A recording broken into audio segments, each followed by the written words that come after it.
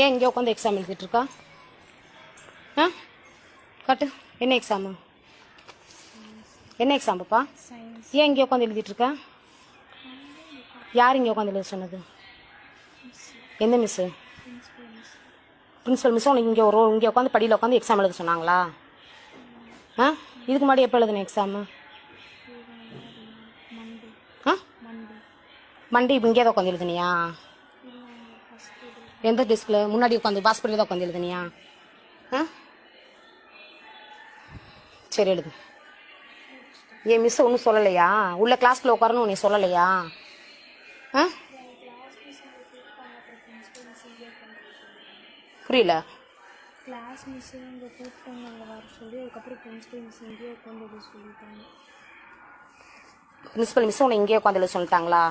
ஆ agent பண்ணால் உள்ளே உட்காந்து ரூமில் உட்காந்து எழுதக்கூடாதாம்மா? வீதியில் உட்காந்து தான் எழுதணுமா? ஆ இல்லையா?